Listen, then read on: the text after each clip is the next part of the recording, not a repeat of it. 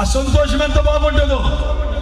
నువ్వు మందు కొట్టినప్పుడు ఉండే మత్తు ఆనందము కన్నా, ఓ గంజాయి పట్టుపడుతూ గంజాయి తాగుతూ జీవితాలు నాశనం చేసుకున్నా టీనేజ్ పిల్లలారా, చిన్న చిన్న పిల్లలారా, దెయ్యం మిమ్మల్ని లాక్కుపోతుందిరా బాబు.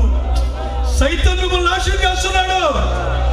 దానికన్నా ఆనందకరమైన జీవితం యేసులో ఉంది. దానికన్నా సంతోషకరమైన జీవితం యేసులో ఉంది. వ్యభిచారంలో లేని ఆనందం యేసులో ఉంది. ఎంతకాలం ఆ పాపంలో ఉంటారు? ఎంతకాలం వేషధారులుగా నామకార్తులుగా బతుకుతారు? ఎంతకాలం అలా జీవిస్తారు? మీ మనోవస్థలో చెప్తున్నాం, మేమేది కలిగి ఉన్నామని చెప్తున్నాం. లోకంలో మరి ఏ పాపములో లేని ఆనందం.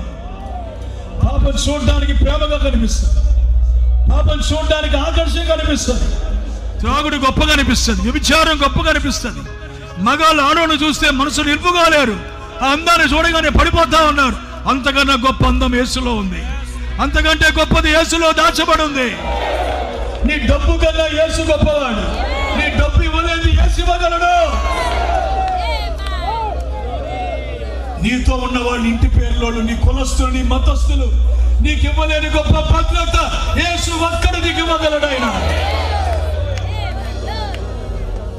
పాప లోకంతో కొట్టుకుపోతావా? నశించిపో.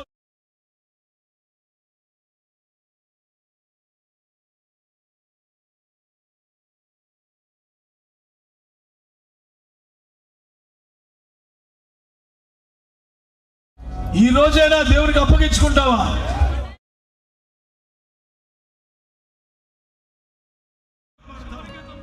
ఈ రోజే తాగుడు మానుకుంటానన్న వాళ్ళు ఉన్నారా?